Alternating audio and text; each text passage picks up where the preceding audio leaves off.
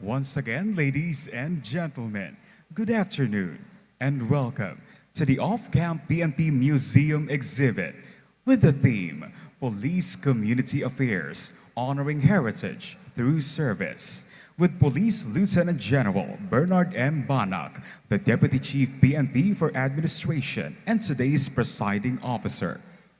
To formally welcome us for today's program, may we request Mr. Ray Anthony F. Beltran, the mall manager of Fisher Mall, Quezon Avenue.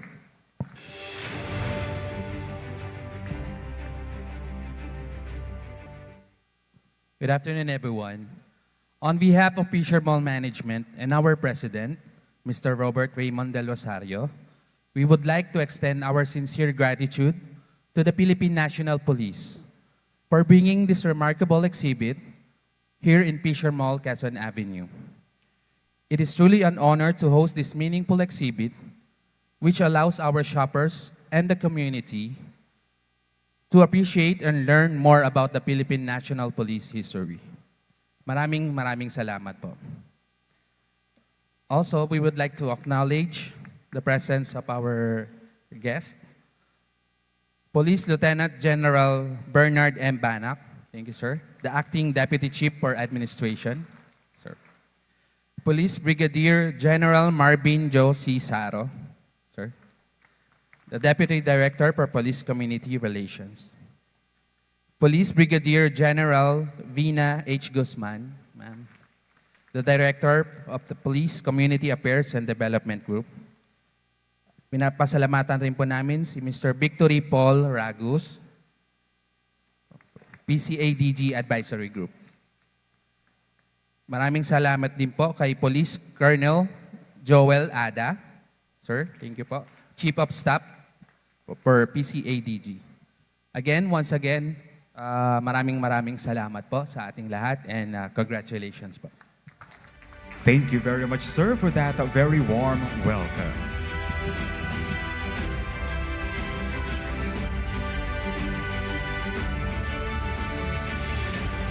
At this point, let us hear a message of gratitude coming from the Director of the Police Community Affairs and Development Group, Police Brigadier General Vina H. Guzman.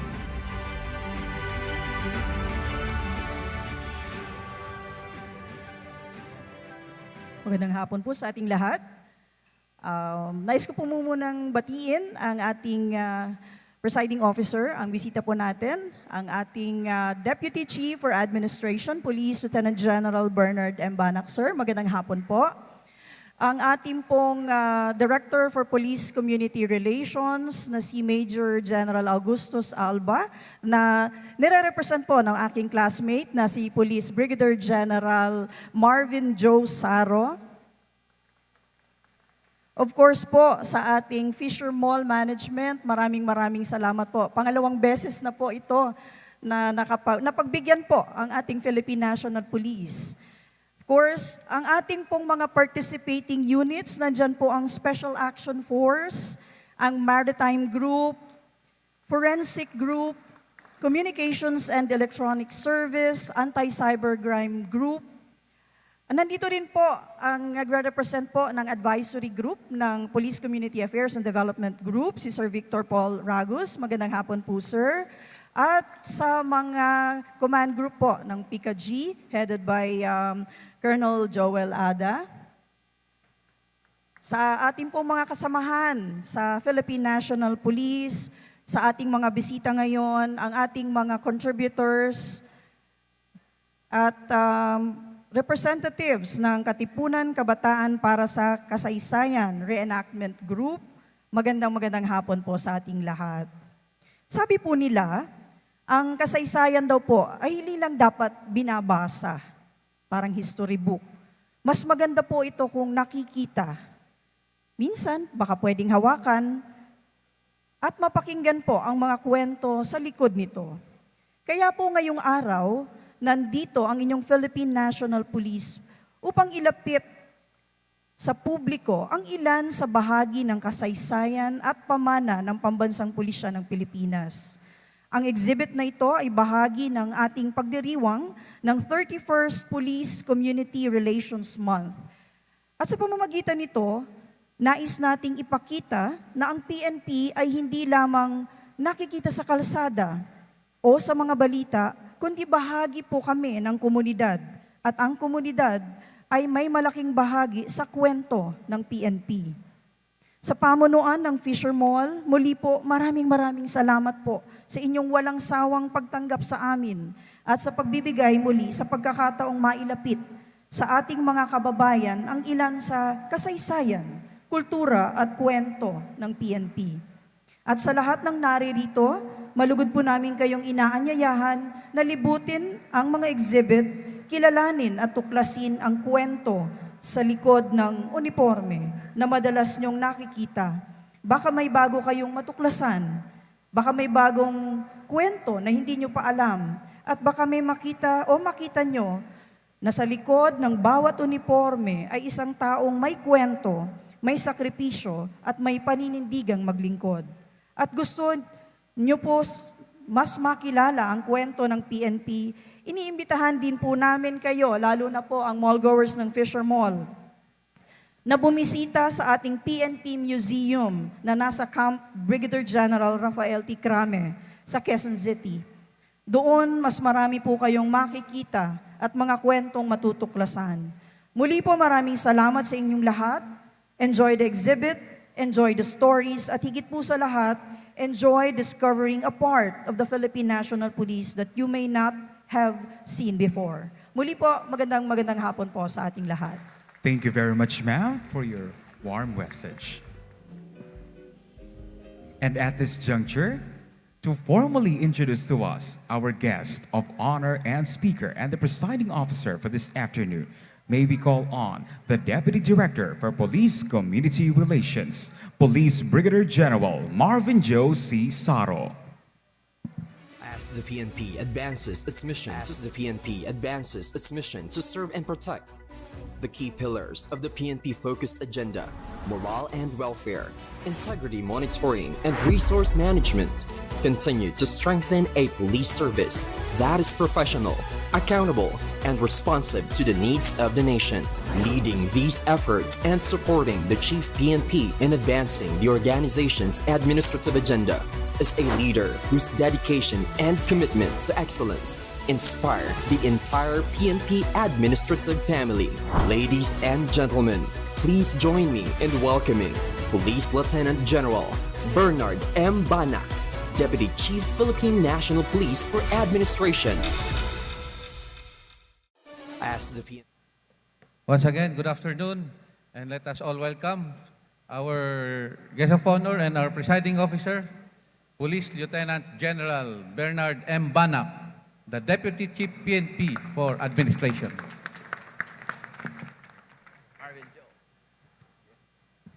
Maraming salamat. Magsiupo tayong lahat. Once again, isang mapagpalang hapon sa ating lahat. Greetings to the Deputy Director of Police Community Relations Directorate, Police Brigadier General Marvin Joe C. Saro. Thank you for the warm introduction. Of course, to the Director of PKG, Police Brigadier General Vina H. Guzman. Thank you for the warm welcome. And the mall manager of the Fisher Mall, Quezon Avenue, Mr. Ray Anthony F. Beltran. Palakpakan po natin. My greetings as well to your president and all your staff and the management. And the Chief of Staff of PKG, Police Colonel Joel Ada. And we have some guests also here. Victor Paul Ragos, member of the advisory group of PKG. We have Mr. Personet Condes from Davao City, of the Tanglaw Diwa 92, Colonel Pagador, Colonel De Dios, and the other officers and personnel of the Special Action Force. Tayo po yung mga taga-staff natin. Please stand. Ayan. Thank you. And our personnel from Maritime Group. Ayun, sa likod. And from Communications and Electronic Service, and Forensics Group. Ayan sila. And from Anti-Cybercrime Group, ACG. Ayan, sa likod. And to all the guests who are here, sa inyong lahat ng mga narito, the shoppers and members of the community, establishments, business establishments here in the mall, muli isang mapagpalang hapon sa ating lahat. I bring to you the greetings of our PNP Chief, Police General Jose Melencio Cinar Tates Jr., who is in the thick in preparation for the security of the SONA today, of the President. And so, pinapaabot po niya ang kanyang pagbati sa ating lahat in the occasion of this off-camp PNP Museum exhibit honoring heritage through service. Palakpakan natin ang ating event ngayong hapong ito. So it is my distinct honor to join you today as we formally open the Police Community Affairs Honoring Heritage Through Service, the off-camp PNP Museum exhibit, held in celebration or as part of the celebration of the 31st Police Community Relations Month. As we all know, every year we celebrate the Police Community Relations Month, and it falls in the month of July.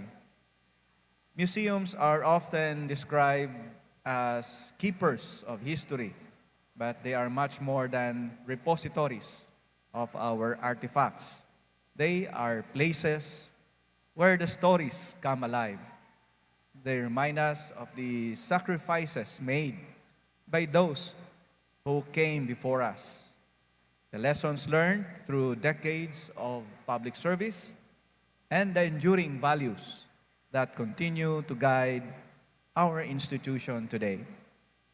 So every vintage uniform that we see today here in this venue, historical document, medals, or photographs, every piece of equipment displayed represents more than an object from the past.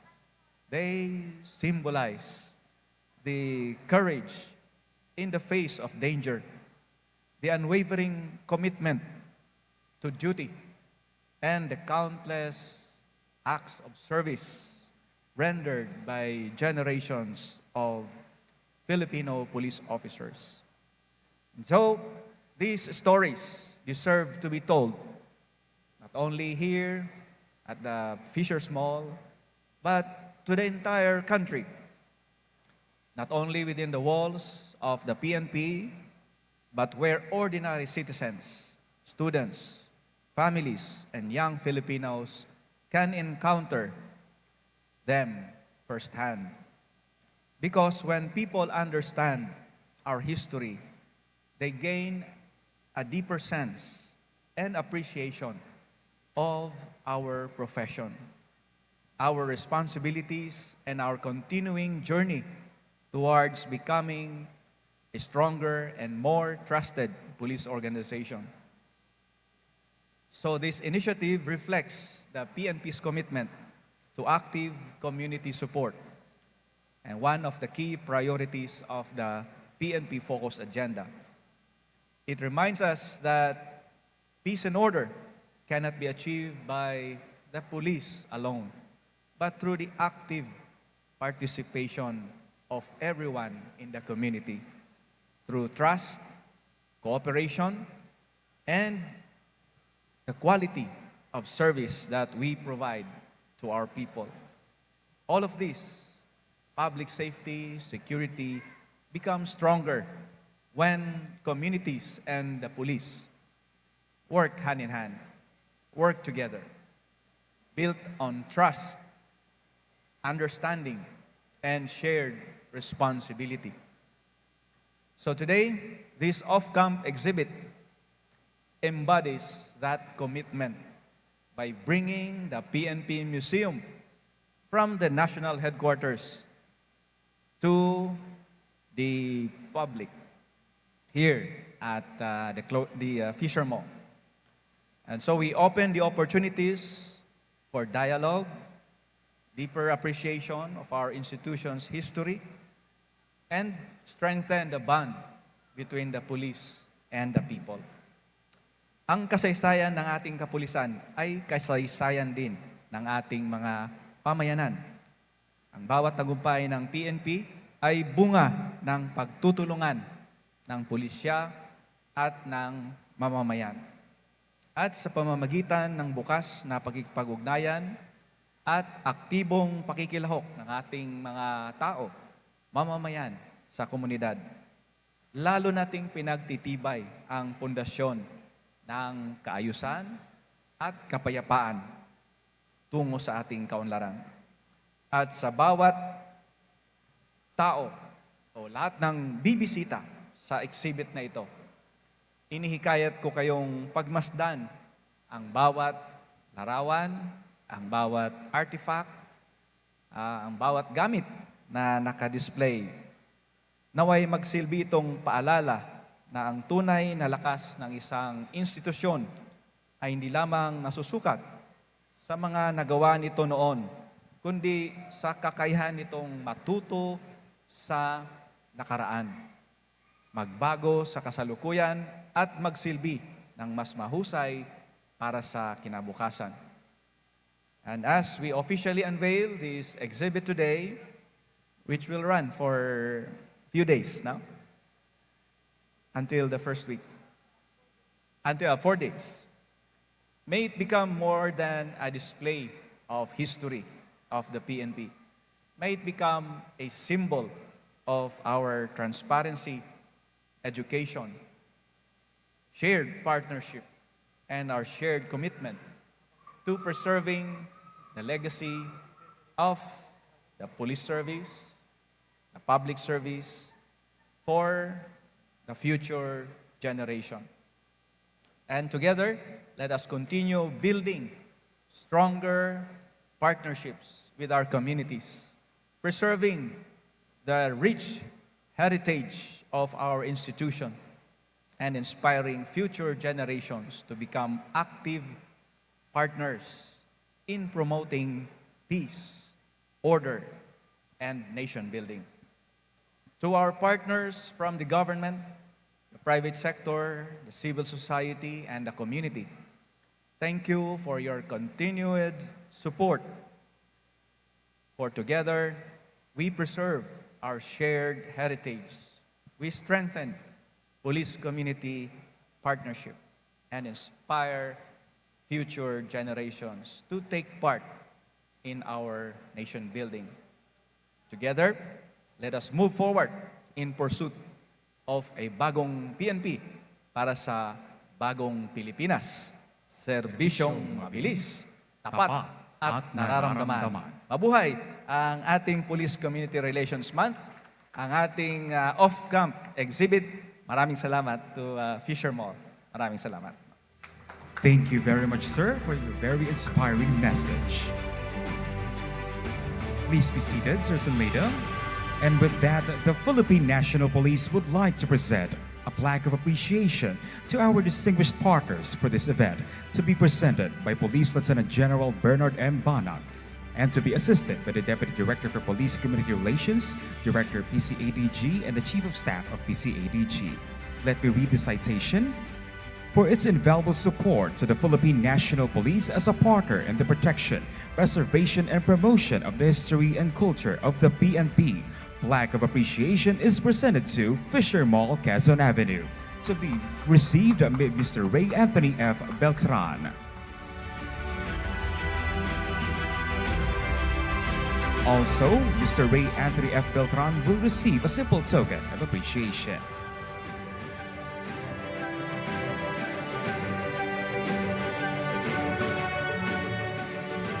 Also, the Police Community Affairs and Development Group would like to present a simple token of appreciation to our Deputy Chief PNP for Administration, to be presented, of course, by Police Brigadier General Vina H. Guzman. the simple token of appreciation is hereby presented to Police Lieutenant General Bernard M. Banap, the Deputy Chief PNP for Administration. Once again, thank you very much, sir, for guiding us for today's occasion and making it a very momentous one. And with that, let us have one quick group photo. There's a ma'am.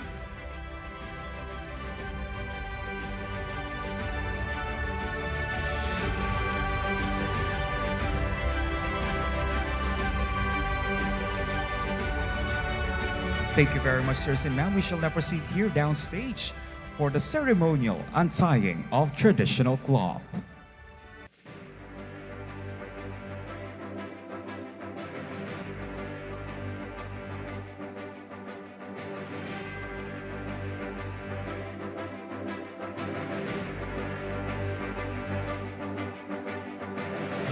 Ladies and gentlemen, we shall now witness the untying of traditional cloth. Join us in the countdown in 5, 4, 3, 2, 1. And with that, ladies and gentlemen, the off-camp PNP Museum exhibit is now officially open. And to formally lead us with the exhibit walkthrough, may we call on Police Colonel Veronica P. Peñalosa, the Chief Historical and Cultural Affairs Division. Good afternoon. Welcome to the Police Community Affairs Heritage Through Service. Today, we will walk through the path of policing through service. Entering this hall shall introduce to you the history of police-community relations in the Philippines from its roots from the Philippine Constabulary and the Philippine Integrated National Police.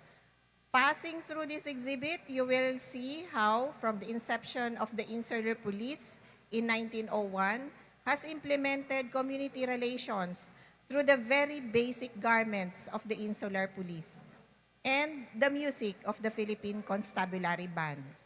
You will likewise see artworks and photos of PNP personnel depicting that policing is not only confined in law enforcement, but most importantly in providing other social services in partnership with local government units and civil society organizations. Rooted in the philosophy, the police are the public and the public are the police. The Philippine National Police strengthens its bonds with the community through transparency, dialogue, civic participation, and respect. Together, we can build safer communities. Once again, welcome to the PCR Month exhibit of the PNP Museum.